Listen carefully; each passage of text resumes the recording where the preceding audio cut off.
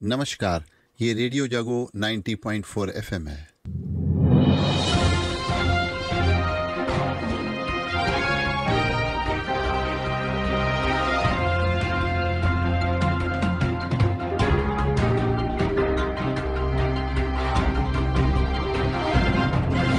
कल राष्ट्रपति द्रौपदी मुर्मू ने राष्ट्रीय जनतांत्रिक गठबंधन संसदीय दल के नेता के रूप में नरेंद्र मोदी को प्रधानमंत्री पद के लिए मनोनीत किया है। राष्ट्रपति भवन प्रांगण में प्रधानमंत्री मोदी ने कहा कि राष्ट्रपति ने मुझे तीसरी बार अगली सरकार बनाने का न्योता दिया है।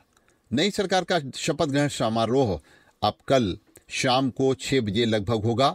इसमें पहले राजग नेताओं से राष्ट्रपति मुर्मू से मुलाकात की और प्रधानमंत्री मोदी के लिए समर्थन पत्र सौंपा। तो आपको बता दें, अब नरेंद्र मोदी तीसरी बार प्रधानमंत्री पद की शपथ लेने की दिशा में आगे बढ़ चुके हैं और आधिकारिक रूप से राष्ट्रीय जनतांत्रिक गठबंधन के संसदीय दल का नेता उन्हें चुन लिया गया है। और नेता चुने जाने के बाद नरेंद्र मोदी ने उचित आश्वासन दिया है कि वह अपनी अगली सरकार के सभी फैसलों में सर्वसम्मति सुनिश्चित करने का प्रयास करेंगे, क्योंकि इस बार भारतीय जनता पार्टी को अपने बूते पर लोकसभा में उनको उतनी संख्या बल नहीं मिला है जिससे कि वो अकेले अपनी सरकार बना पाते। इसलिए गठबंधन की इस बार सरकार बन रही है। वह पहले भी गठबंधन की सरकार चला चुके हैं, क्योंकि एनडीए की पिछली सरकार भी एनडीए की थी, मगर इस बार गठबंधन पर उनकी निर्भरता जो है वो अधिक होगी। विपक्ष तो इसी ताक में हमेशा रहेगा कि एनडीए में फूट पड़े और भाजपा कमजोर हो। अब यह भारतीय इतिहास में दर्ज हो गया है। प्रधानमंत्री मोदी के नाम पर गठबंधन में सर्वसम्मति है और अब उनके भावी कार्यकाल की ओर सबकी निगाहें भी हैं। अगले दशक में भारत के लिए उनका व्यक्तिगत सपना सुशासन, विकास और प्रत्येक नागरिक के जीवन में सुधार पर केंद्रित होगा। उन्होंने कल ये भी कहा है कि लोगों के जीवन में सरकारी हस्तक्षेप कम करने से हमारा लोकतंत्र ही मजबूत होगा। प्रधानमंत्री ने यह स्पष्ट कर दिया है कि वो विकास, सुशासन और समावेशी भागीदारी की एक नई यात्रा शुरू कर रहे हैं। प्रधानमंत्री ने संविधान को अपने माथे से कल लगाया और उनका यह काम दरअसल विपक्ष ने अभी जो चुनाव के दौरान बातचीत चली थी, चर्चा चली थी संविधान को लेकर के, उसका उन्होंने जवाब दिया।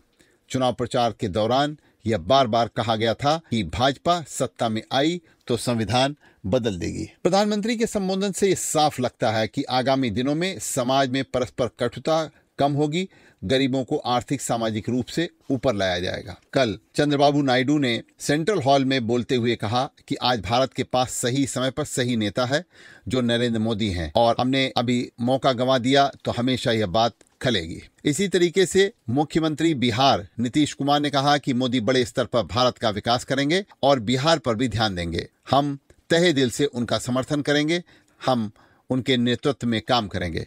यानी कि इस तरीके से कुल मिलाकर के दोनों बड़े नेताओं जो इस बार एनडीए के साझे दल हैं, उन्होंने प्रधानमंत्री मोदी के प्रति अपनी आस्था प्रकट की है। कल संसद के सेंट्रल हॉल में जब सारे एनडीए के घटक दलों की बैठक हो रही थी उस समय। तो अब आपको ले चलते हैं उत्तर प्रदेश के मुख्यमंत्री योगी आदित्यनाथ अब पूरे फॉर्म पर आ गए हैं और मुख्यमंत्री योगी आदित्यनाथ ने भारतीय न्याय संहिता से जुड़े 3 कानूनों को लागू करने पर जोर देते हुए कहा है कि कोर्ट में पेशी के लिए हर जिले में वीडियो कॉन्फ्रेंसिंग की सुविधा होनी चाहिए। इसके लिए फॉरेंसिक इंस्टीट्यूट लखनऊ का सहयोग लिया जाएगा। जैसा कि आपको मालूम है कि 1 जुलाई से ये तीनों कानून में जो बदलाव हुआ है वो लागू होने जा रहे हैं। तो 1 जुलाई से अब नए कानून यानी कि आपका जो आईपीसी थी, जो एविडेंस एक्ट था और जो सीआरपीसी थी, उनमें परिवर्तन होकर के और नए कानून 1 जुलाई से लागू होने जा रहे हैं। तो आपराधिक न्याय प्रणाली के संबंध में अब तैयारियों की समीक्षा भी मुख्यमंत्री ने की है और मुख्यमंत्री ने कहा है कि भारतीय दंड संहिता के लिए दर्जन भर अधिनियम, नियमावली, प्रक्रिया, शासनादेशों में बदलाव अब करने होंगे। उन्होंने कहा कि कांस्टेबल, उप निरीक्षक, इंस्पेक्टर, अभियोजक, जेल कर्मचारी आदि की विधिवत ट्रेनिंग 30 जून तक इसको लेकर के करा ली जानी चाहिए। प्रदेश के मुख्यमंत्री योगी आदित्यनाथ ने याद दिलाया कि प्रधानमंत्री नरेंद्र मोदी ने स्वाधीनता दिवस के अवसर पर देश के सामने 5 प्रण लिए थे। इनमें से एक प्रण उनका यह भी था कि गुलामी की सभी निशानियों को समाप्त किया जाएगा।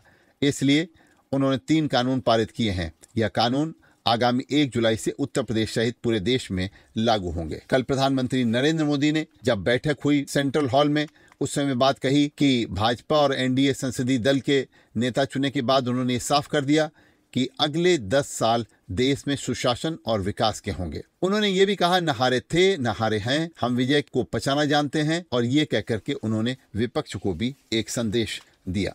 अब बात करते हैं इस समय फलों के ऊपर। आम और लीची का इस समय मौसम चल रहा है। अब की बार गर्मी बहुत पड़ी तो इन फलों पर काफी प्रभाव पड़ा। अपने देश में आम को फलों का राजा कहा जाता है और लीची को फलों की रानी कहा जाता है। हर साल की तरह इस साल भी इन दोनों बाजार में दोनों फल काफी मात्रा में दिखलाई पड़ रहे हैं।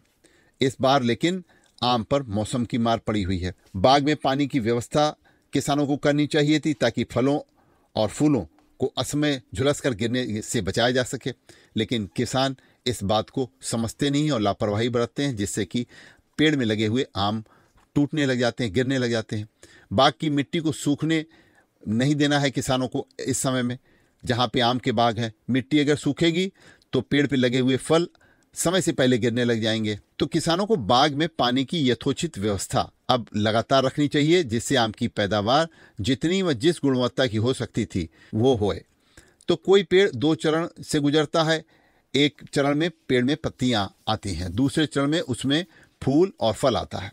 जब पेड़ फूल और फल देने की प्रक्रिया में आ जाता है, उस समय उसके साथ किसी भी तरीके की छेड़छाड़ नहीं होनी चाहिए।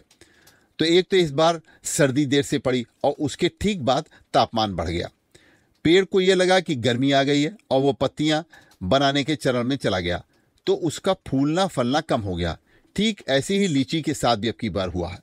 तो जब बात करते हैं लीची की, तो उसमें मौसम की मार बहुत बड़ी होती है, क्योंकि लीची में जितना उमस का मौसम होगा, यानी कि रात ठंडी दिन गर्म, उतनी ही उसकी मिठास बढ़ती है। तो लीची की गुणवत्ता अब की बार फसल चक्र जो बिगड़ा है उससे भी प्रभावित हो रही है। पूरे विश्व में भारत में कुल 720.12 हजार मैट्रिक टन लीची का उत्पादन होता है। भारत में पैदा होने वाली लीची का लगभग 40% उत्पादन बिहार में होता है। उत्तर प्रदेश, उत्तराखंड, पंजाब, हिमाचल और पश्चिम बंगाल में भी लीची की अच्छी खेती होती है।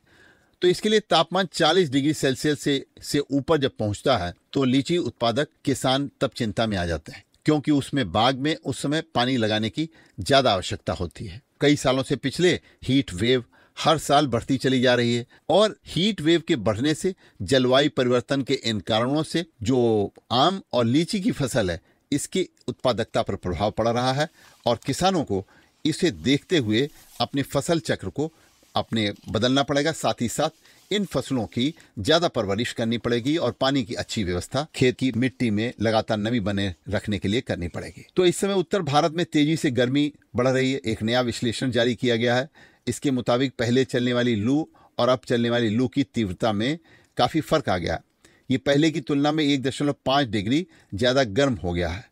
अब शोधकर्ताओं के मुताबिक आमतौर पर जब गर्मियों में तापमान सामान्य से 4 डिग्री अधिक होता है तो लू की स्थिति पैदा होती है, लेकिन उत्तर भारत में यह कई बार यह औसत 5.5 डिग्री तक ज्यादा जा रहा है। इस साल मई में भी ऐसा ही नजारा देखने को मिल रहा है। तो भारत में लू और जलवायु परिवर्तन के बीच जो संबंध बनाना चाहिए किसानों को, वो इस समय आवश्यक है। तो लखनऊ पलिया मार्ग जो इस समय 731 राष्ट्रीय राजमार्ग के रूप में जाना जाता है, इसमें चौड़ीकरण का कार्य चल रहा है और इसके लिए किसानों की भूमि का अधिग्रहण किया गया है और पोर्टल पर लेकिन अभी मुआवजा किसानों को नहीं मिल पा रहा है, क्योंकि पोर्टल में कुछ तकनीकी खामी आ गई है, तो वो क्रैश हो गया है।